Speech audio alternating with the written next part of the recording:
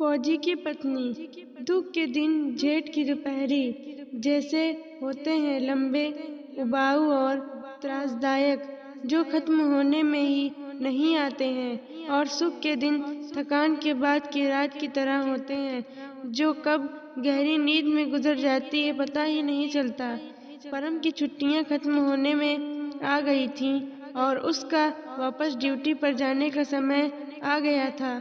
Gas पर चाय का पानी उबल रहा था और वैसे ही उबाल तनु के मन में भावनाओं का उठ रहा था। दिल में एक धड़का सा बैठ गया था। सीमा पर नित नए बवाल खड़े हो रहे थे। फौजियों की छुट्टियां रद्द हो गई थीं।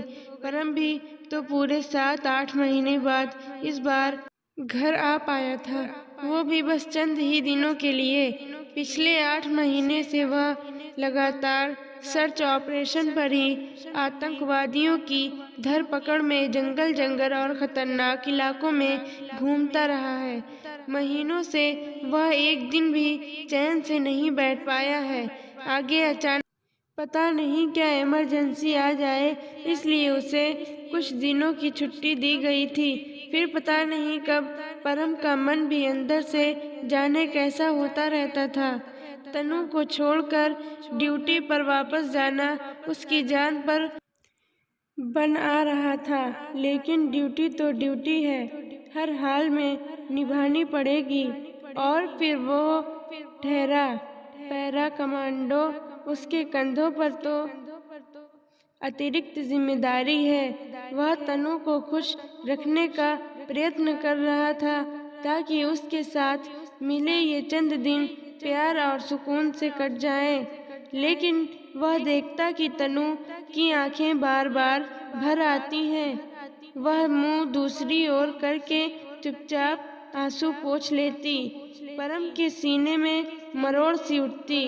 15 दिन की छुट्टी में से 10 दिन बीत चुके थे। ड्यूटी पर उसके लिए रात दिन बराबर थे और यहाँ आकर भी उसकी आंखों में नींद नहीं थी। वह रात भर जागकर तनु के सर पर हाथ फेरता, उसे देखता रहता। पता नहीं यहाँ से वापस जाने के बाद कितने महीनों तक उसे दोबारा देख नहीं पाएगा। देख भी पाएगा या नहीं ये भी नहीं पता। और उसके दिल में बुरी तरह से एक हौल उठता, आंखें भर आती। कब किस जंगल में सर्च ऑपरेशन के समय वह मिलिटेंट्स की गोली का निशाना बनकर अखबारों और न्यूज़ चैनलों की सुर्खियों में ही बाकी रह जाए। आंखों से बहते आंसू वह चुपचाप पोंछ लेता। कमांडो है तो क्या हुआ, एक पति भी तो है जो अपनी पत्नी से जान से ज्यादा प्यार करता है। थोड़े दिनों की छुट्टी में भी उसे घर की चिंता सताती। सब ठीक है कि नहीं, घर में जरूरत का सामान है या नहीं। उसके चले जाने के बाद तनु को परेशान न होना पड़े, हर संभव वह तनु को हंसाने की कोशिश करता रहता, माहौल सामान्य बनाने रखने के लिए प्रयत्न करता। तनु का भी चेहरा सामान्य रहता। वह अपने पति के साथ दिन भर हंसी खुशी रहती, लेकिन दिल अंदर से बुरी तरह धड़कता रहता। घड़ी के कांटे आगे बढ़ते देख तनु का मन करता कांटों को बांधकर समय को हमेशा के लिए रोक ले। हर क्षण उसके मन की विह्वलता बढ़ती जाती। मिलन के क्षण हर पल के साथ कम हो जा रहे थे। जब भी परम के फोन की घंटी बजती, उसके चेहरे पर तनाव घिर जाता और तनु का दिल आशंका से धड़क उठता। कहीं किसी इमरजेंसी के कारण वापस तो नहीं बुला रहे। पति से मिलन के समय में खुशी के साथ ही एक फौजी की पत्नी के मन में आशंका की तलवार भी सर पर सवार रहती है। तनु ने घर पर अखबार मंगवाना भी बंद कर दिया था। टीवी पर न्यूज़ भी वह नहीं देखती। क्या फायदा, बुरी खबरें देखकर मन और दुखी हो रहता। जब भी समय मिलता परम फोन पर अपनी आवाज़ सुनाकर उसे आश्वस्त कर देता। एक बार बात हो जाने पर वह दोबारा बात होने के इंतजार में अपना समय काटती। कभी परम बस इतना भर बोल पाता कि तनु मैं ठीक हूँ, तू मेरी चिंता मत करना। काम थोड़ा ज्यादा है, कल बात करूँगा। और एक फौजी की पत्नी समझ जाती कि कौन सा काम, अर्थात आज भी कहीं घुसपैठ की आशंका। आज भी दिन भर और रात भर जंगलों और पुराने घरों में छिपे मिलिटेंट्स के साथ मुठभेड़, गोलाबारी, बमबारी और तनु की सांस सूली पर टंग जाती। कान एक व्यग्र प्रतीक्षा में लग जाते कि कब फोन आए और परम बस इतना बोल दे कि तनु मैं ठीक हूँ। गले से निवाला तो क्या, पानी का घूंट भी नीचे नहीं उतर पाता। एक बार 2 दिन तक परम का फोन नहीं आया था। तीसरे दिन रात के 2:30 बजे परम को मौका मिला उसे फोन करने का। उसके ठीक होने की खबर के साथ ही पता चला 2 दिन के जंगलों में घुसपैठियों का पीछा करते हुए उससे खाना भी नहीं खाया। रात के 2:30 बजे दुश्मनों को मारने के बाद जंगल लकड़ियां इकट्ठा करके उन्हें जलाकर एक बर्तन में वे लोग साथ लाए नूडल्स उबालकर खा रहे थे। परम और उसके 4 साथी कमांडो। तनु का जी भर आया, गले में कुछ अटक गया। तीसरे दिन शाम को जब पूरा जंगल अच्छे से छान कर सभी दुश्मनों को खत्म करके परम ने यूनिट में जाकर खाना खाया तो तनु के गले से रोटी नीचे उतरी। अरे ये आप क्या कर रहे हैं? परम को रसोई घर में कुछ काम करते देखकर तनु ने पूछा। वह अभी ही नहा कर निकली थी। पनीर की सब्जी बना रहा हूँ, परम ने जवाब दिया। आप बैठिए ना, मैं बनाती हूँ, तनु ने प्यार से कहा। तू रोटी बना, आज सब्जी मैं अपने हाथ से बनाकर खिलाता हूँ, परम प्याज टमाटर काटते हुए बोला। तनु ने देखा कितना खुश लग रहा था परम रसोई का काम करते हुए। हमेशा ग्रेनेड और बंदूक थमाकर रखने को मजबूर हाथ आज ये खुशियों के सुकून के खिलखिलाहटों के पल यहीं थम जाएं और हमेशा बने रहें।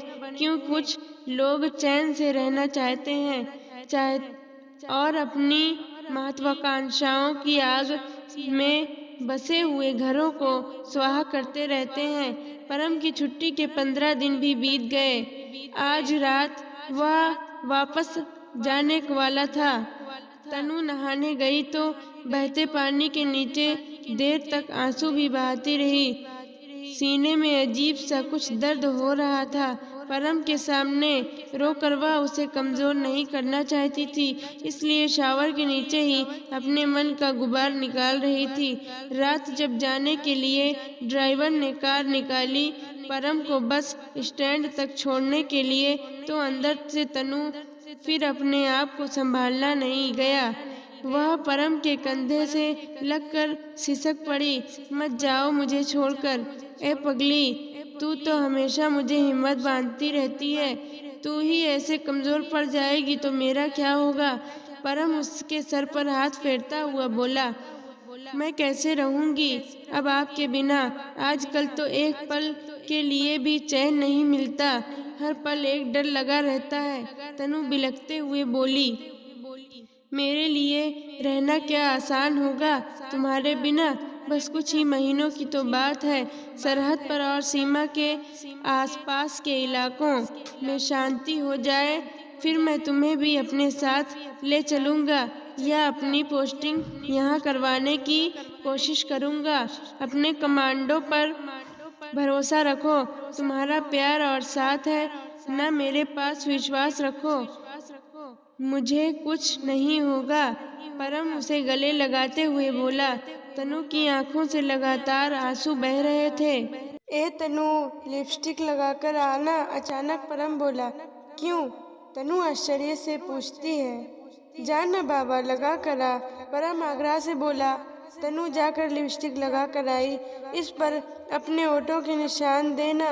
परम ने अपना मोबाइल तनु के चेहरे के सामने कर दिया। तनु ने अपने होठ मोबाइल के कवर पर रख दिए। उसके लाल होठ सफेद कवर पर छप गए। अब आगे कुछ महीनों के लिए यही स्मृति परम का आधार बनी रहेगी। दोनों ने भगवान को प्रणाम किया। परम ने तनु की मांग में सिंदूर भरा। एक नजर उसे देखा, मन में पीड़ा की एक लकीर कौंधी और एक भयावह विचार आया जिसे उसने बलपूर्वक उसी वक्त समय झटक दिया। तनु का हाथ थाम कर वह बाहर आया। खैर, मन भारी हो रहे थे। जैसे तैसे ताला लगाया और एक नज़र घर को देखा। क्या पता फिर देखना नसीब हो या नहीं। किस बार का जाना आखिरी बार हो जाए। एक कमांडो के लिए इस बात का कोई भरोसा नहीं। बस में चढ़ने से पहले परम ने तनु को समझाया, अपना ध्यान रखना और देख रोना बिल्कुल नहीं, वरना वहाँ मेरे लिए ड्यूटी निभाना बहुत मुश्किल हो जाएगा। हर पल मन तुझ में ही अटका रहता है। आप मेरी चिंता बिल्कुल मत करिए। आप बस अपना ध्यान रखना और जल्दी वापस आना। तनु रोते हुए बोली, बस निकलने का समय हो गया था। परम ने बैग उठाया, नजर भर तनु को देखा, उसे गले लगाया और पलटकर तेजी से बस में चढ़ गया।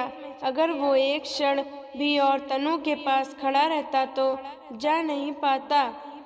अपना ध्यान रखना तनु, परम ने दरवाजे पर खड़े होकर कहा और हाथ हिलाकर उसे विदा ली। तनु भी उसे विदा करने लगी। बस धीरे धीरे आगे बढ़ने लगी।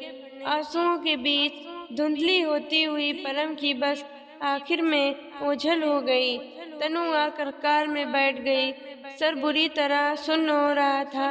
फौजी की पत्नी के जीवन का ये क्षण सबसे कठिन होता है। ऐसा लगता है जैसे किसी ने हृदय शरीर से बाहर निकाल कर निचोड़ दिया है। कब घर आया, कब उसने ताला खोला, पता नहीं। ड्राइवर गाड़ी रखकर अपने घर चला गया। नीचे के सारे दरवाजे बंद करके वह ऊपर आ गई।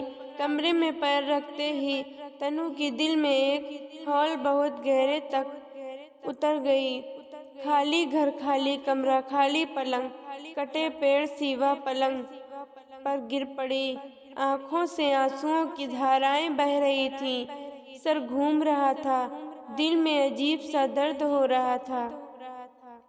परम के बिना खाली घर, परम के बिना खाली कमरा, परम के बिना सूना बिस्तर, परम के बिना खाली खाली मन और जीवन।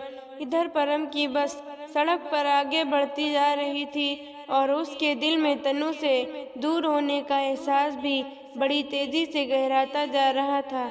हर पल उसका मन कह रहा था कि उतर कर वापस चला जाए। बेचैनी में उसका हाथ दिल पर चला गया। देखा टी शर्ट की जेब पर तनु की लिपस्टिक का निशान था। आते हुए जब तनु को गले लगाया था तब शायद लग गया होगा। बहुत रोकने पर भी उसकी आंखों से आंसू बह रहे थे। उसने जल्दी से खिड़की से बाहर देखने के बहाने अपने आंसू पोंछे। मन में एक बार फिर ख्याल आया कि बस रुकवा कर उतर जाए, जाकर अपने घर में अपने पलंग पर सो जाए तनु के साथ। लेकिन पिछले 11-12 सालों की नौकरी में उसके रिकॉर्ड में एक भी लाल निशान नहीं था। अब भी वह नहीं चाहता था कि ऐसा कुछ हो। उसके अंदर एक पति और एक फौजी के बीच जबरदस्त जंग चल रही थी। एक तरफ पत्नी का प्यार था, एक तरफ देश के प्रति कर्तव्य भावना।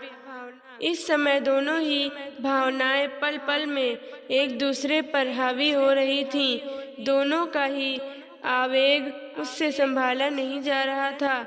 उसने अपनी जेब से मोबाइल बाहर निकाला। उसके कवर पर तनु के होठ छपे थे। परम ने उस पर अपने होठ पर होठ रख दिए। बस शहर के बाहर निकल चुकी थी। उसने सोचा तनु अब घर पहुंच गई होगी। परम ने उसे फोन लगाया।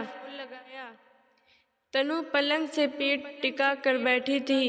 उसका पलंग पर लेटने का भी मन नहीं कर रहा था। तभी परम का फोन आया। तनु ने फोन उठाया। परम की आवाज़ सुनते ही तनु को जोर से रुलाई आ गई। ए मेरी जान, परम विचलित होकर बोला। तनु, ऐसी कमज़ोर पड़ जाओगी तो मुझे कौन हिम्मत बंधाएगा। ये दिन भी निकल जाएंगे। तुम तो इतनी हिम्मती हो। हमेशा ही तुमने मेरा साथ दिया है, मुझे सहारा दिया है। तुम्हारे मनोबल के कारण ही मैं देश के प्रति अपने कर्तव्य को पूरी निष्ठा से निभा पाता हूँ। तूने हमेशा ही मजबूत और खुश रहकर परम को अपनी चिंता से मुक्त रखती थी। अंदर वह चाहे कितने भी तनाव में रहती हो, लेकिन वह कभी इस बात का साया या भनक भी परम को लगने नहीं देती थी, ताकि वह उसकी तरफ से पूरी तरह से निश्चिंत रहकर सिर्फ और सिर्फ देश के प्रति अपने कर्तव्य को निष्ठापूर्वक निभा सके। वह जानती थी उसका पति एक कमांडो है, उसकी जिम्मेदारियां अत्यंत कठिन और महत्वपूर्ण हैं। वह अपने आप को कमजोर करके परम को भावनात्मक स्तर पर निर्बल नहीं करना चाहती थी, इसलिए हर अच्छी बुरी परिस्थितियों में वह अपने को स्थिर रखती थी। वह सच्चे और कर्मठ फौजी की पत्नी थी, लेकिन अब हालात ऐसे हो गए थे कि हर पल तनु के मन को एक डर सताता रहता। आजकल उसका मन बड़ा कच्चा सा हो गया था। हर समय मन में एक आशंका सर उठाए रहती थी। फिर जैसे तैसे अपने को संयत करके बोली, आप मेरी चिंता मत करिए जी, मैं ठीक हूँ। चल लाइट बंद करके सो जा, मैं पूरी रात तुझसे बातें करता रहूँगा। यही समझना कि मैं तुम्हारे साथ ही हूँ, परम प्यार से बोला। तनु ने लाइट बंद कर दी और आंखें बंद कर ली, लेट गई। परम सारी रात तनु से बात करता रहा। दोनों के ही पास सिर्फ एक दूसरे की आवाज़ों का ही तो सहारा था। अब दिल को थोड़ी तसल्ली रही। अब अगली बार मिलने तक बस एक दूसरे की आवाज़ सुनकर ही खुद को बहलाए रखना होगा। परम को ड्यूटी पर गए 8 दिन हो गए। उसके साथ छुट्टी पर बिताए 15 दिन तनु को सपने जैसे लग रहे थे। जीवन में फिर वही सन्नाटा, खालीपन, कब दोबारा मिलन हो, ये सब तो शायद फौजी की पत्नी को विवाह के गठबंधन में ही बांध देता है विधाता। फौजी तो एक ही सरहद पर ड्यूटी देता है, लेकिन फौजी की पत्नी रात दिन डर, आशंकाओं, विकल्पताओं, अकेलेपन, असुरक्षा, खालीपन की न जाने कितनी ही सरहदों पर रोज अनगिनत जंग लड़ती हैं, और तब भी अपने अंदर चल रही सारी जंग को छुपाकर अपने पति को ढाढ़स बांधती रहती हैं, ताकि वह देश के प्रति अपने कर्तव्य को भली भांति निभा सके।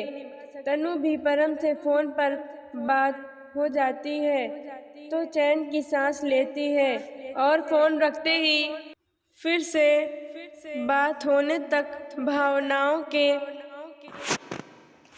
न जाने कितने सागरों में डूबती उतराती रहती है। आज सुबह ही परम ने बताया था कि ज़रूरी काम से बाहर जा रहा हूँ, दिन में फ़ोन नहीं करना, शाम को वापस आते ही बात करूँगा। दिन तो जैसे तैसे कट गया, लेकिन 4 बजे के बाद से 6:30 बजे तक तनु की सांस सीने में अटकी रही, गले में कुछ फंसा हुआ था, अंतर में एक अकुलाहट रही। 50 बार फोन उठाकर देखा, लगाया, हर बार स्विच ऑफ। 7 बजे तक वह क्षण भर भी चैन से बैठ नहीं पाई, छाती में सांस घुट सी रही थी। यह हर दूसरे रोज की कहानी थी। तभी मोबाइल की रिंग बजी, परम का फोन था। उसकी आवाज़ सुनते ही तनु की आंखें छलछला आई और उसे लगा न जाने कितने दिनों बाद उसने चैन की सांस ली। यह चैन अभी तो है, कितने घंटों तक बरकरार रह पाएगा, अगले ही पल क्या होगा, वह फौजी की पत्नी नहीं जानती। Thank you for watching this video. Please subscribe my channel.